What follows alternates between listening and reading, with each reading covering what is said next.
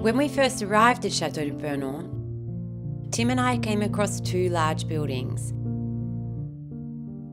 each crammed with an Aladdin's cave of regalia discarded over more than a century. Agricultural equipment, wine barrels, massive oak beams. We even came across an elegant, abandoned 19th century horse-drawn carriage.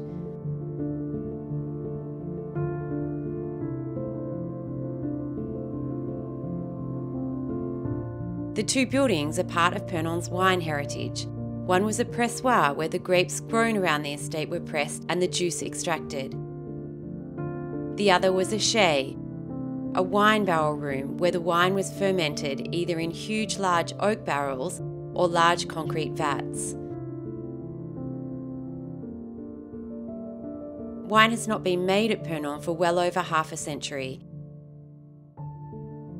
And, like so much here, these buildings were on the brink of being lost forever.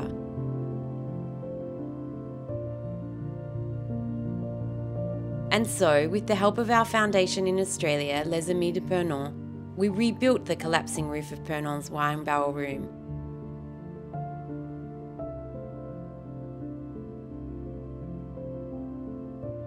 Our incredible roofers were able to use dozens of the oak beams uncovered in the pressoir and thousands of the original tiles.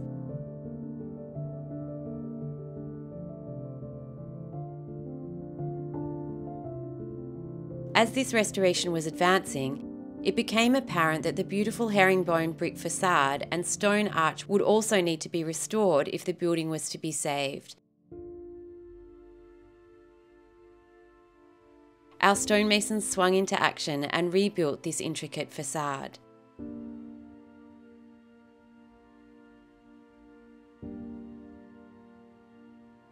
With the stone arch secured, we could finally safely move the carriage to protect it.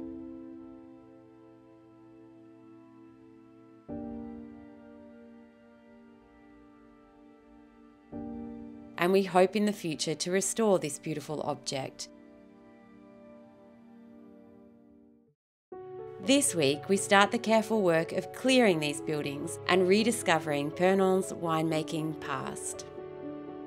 Remember how this was when we first arrived? It was in terrible condition, so the roof was collapsed and also the stone facades and the brick section of the facades had actually detached from the building itself, and so it was in the process of collapsing. So that's all been restored now. The roof's been fully restored, the stonework's been restored, the brickwork on the facade's been restored.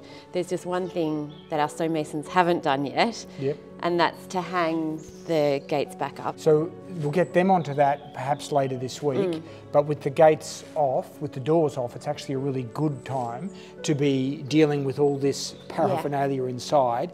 Now, even if one day we do grow grapes on the estate, we won't ever be using this equipment for making wine, and we wouldn't use this space for wine barrelling either. No, I mean, I think what we've got here is a really lovely testament to the property's winemaking past, and so we try and conserve as much as we can. Some of it's in really good condition still. Yep. No, it's some of it's not. Yeah, so we need to triage a bit, the stuff that we should save because it's beautiful, and the stuff that has had it because it's rotted out and destroyed or whatever. So we need to do a bit of a triage with that, and then we need to clear this space out. It's got years and years of dust and dirt and detritus and what have you on the floor. Oh, that's the back of a carriage light. Yeah, that's what I think. Lantern. So we need to really, I'll check if it's one of the same ones off our carriage. Yeah. Yep. Oh yeah, okay, it's heavy, but...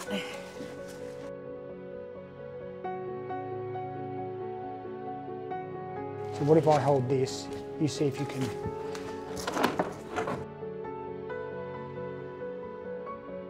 So just so long as it doesn't fall violently, it just sort of eases down. Okay. Oh, it didn't even move. All right.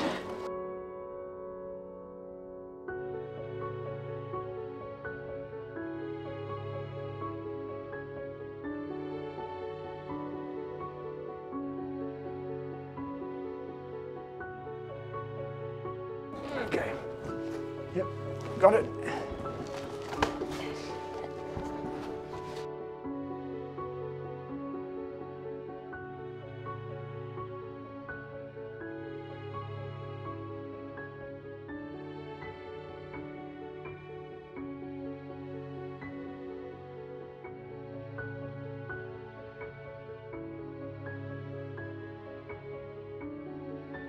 Is there anything written on it that's discernible?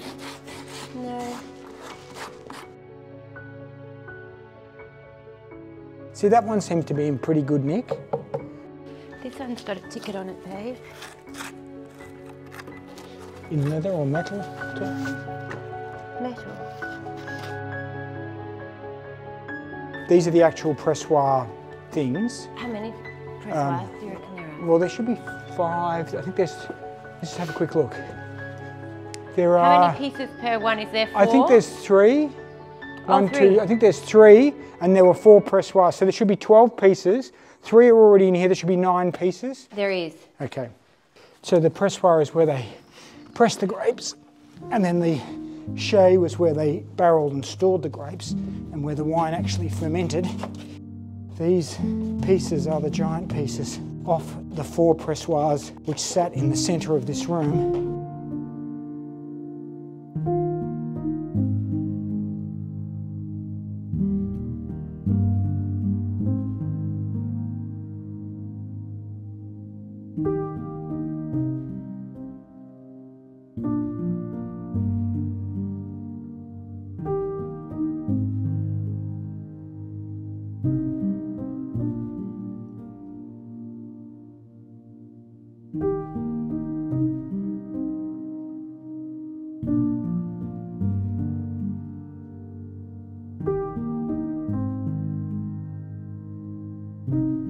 The goal is to have one side of the chai with the barrels lined up on them, and I think we need to start sweeping and see whether it's packed earth or whether it's... Okay. If it's stone, I'll be stunned. My working hypothesis is that this building was something else, like the carriage. Yeah, I reckon it was the carriage. And then they added the pressoir when they turned it into the chai. Yeah. So the pressoir dates from the same era as the vats.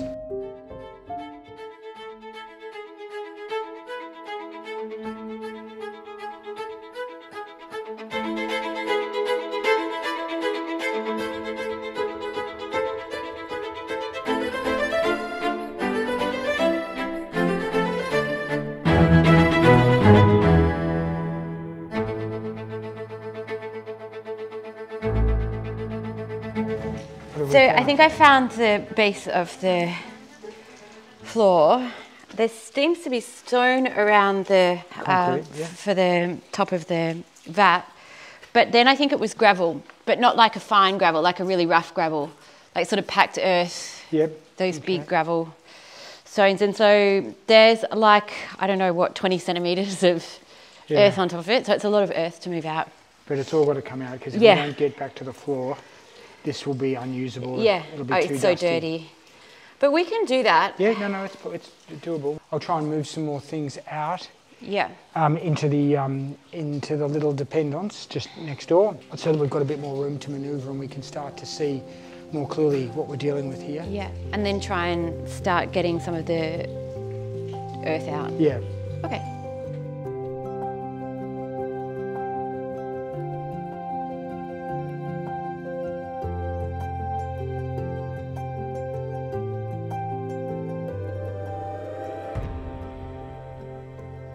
So this is a little animal pen right next to the chai, and we actually redid the roof here at the same time that we did the chai. So this is now watertight and secure, and we're going to just give it a quick clean up because we're going to store some of the items from the chai in here while we clean the chai out.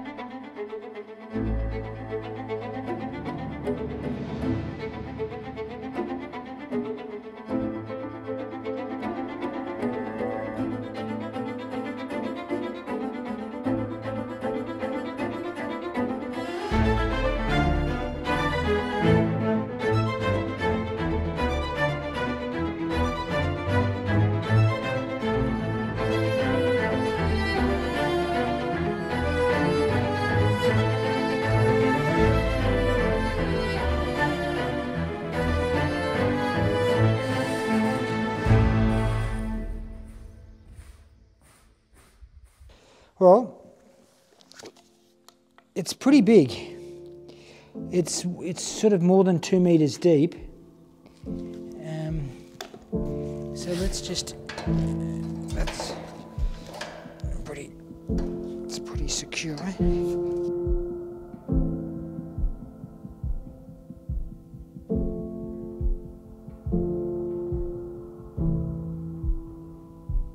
It's just a big concrete box. A big concrete rack.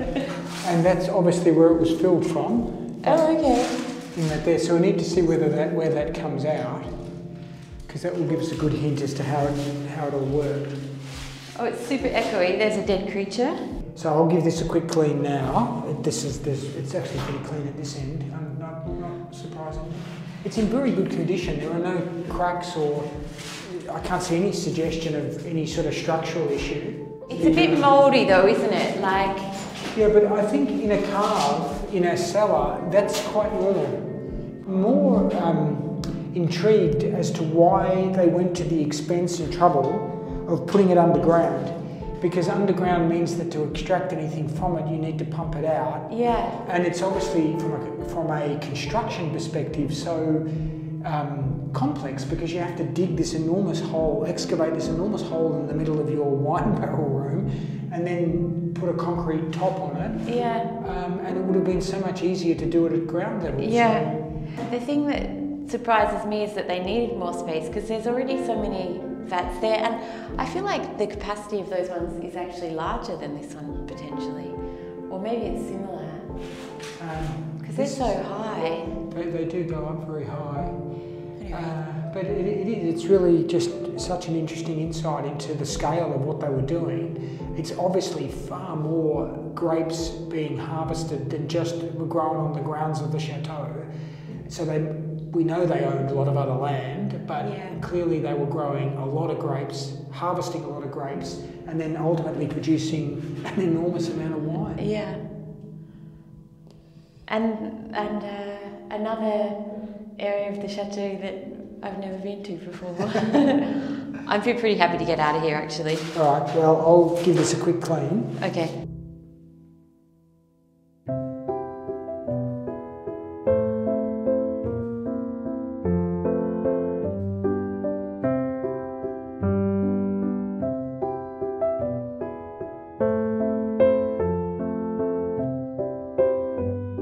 So it's cleaned out. So we've cleaned out the little inlet pipe here. And we've discovered on the ground, I always knew there was a hole here. I thought it was a crack in the concrete. But as we cleaned it out, it's actually quite a large bowl shape. Yeah. And I thought it might have been a sump, but that doesn't really make any sense because there's nothing below it. There's no plug in the bottom or anything like that. And then the other possibility is that they set a pump in it and they wanted the pump to be below the level of the lowest point in it so that they could actually get everything out. Yeah. But it's strange that they would make it that shape. Happy to finish and get out of here. I know, and we've still got a few things to finish upstairs. Let's keep going. Oh, these are long days. That's right, we're getting it done, it's good. Okay.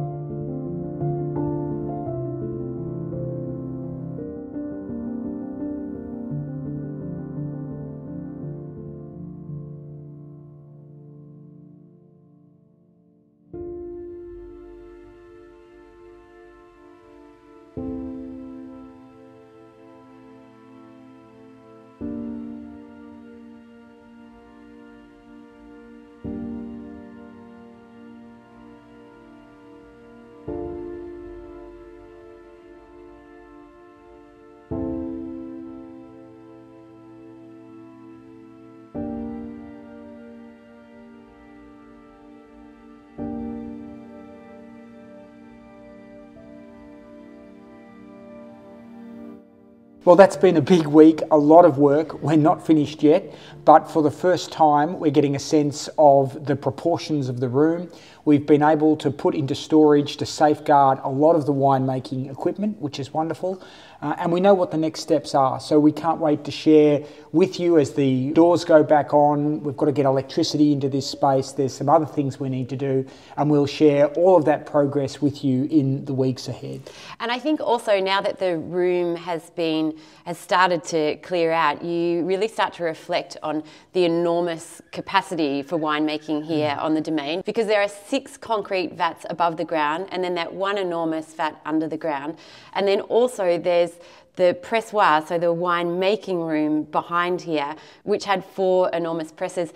And actually, for our YouTube members and Patreon members, this week Tim takes you on a journey of the winemaking process here at Purnell. So you'll have a closer look at the winemaking room and then into here, into the Shea, into the wine barrel room as well. And for our friends in the US, please don't forget our event in Boston on March the 12th and our event in Philadelphia on March the 14th. We'd love to see people who are in that area at one of those 2 events. Yes, and also in great news for our US friends, the amazing gear that we wear here is an Australian brand called Hard Yakka. I know a lot of you have been dying to get your hands on some of the gear. The good news is that Hard Yakka is now available in the US, and all the details are in the description below. Plus, this week we are launching our 2nd weekly YouTube video, and it is not going to be the same format as our current Sunday videos. We are going to release a video every Wednesday called Guess This Object, and we are going to showcase an object that we have found here at the chateau, and we are giving you until the Friday to guess the object when we reveal to you what the object was. So put your thinking caps on. We can't wait to share with you some of the amazing things we've discovered around the chateau and draw on you for your help in identifying what some of these incredible objects are. Otherwise, if you would like to follow the restoration of Chateau de Purnell more closely, we post frequent updates on Instagram. We post an exclusive weekly video for our YouTube and Patreon members. Otherwise, just hit the subscribe button, turn on your notifications, and we'll keep you updated here.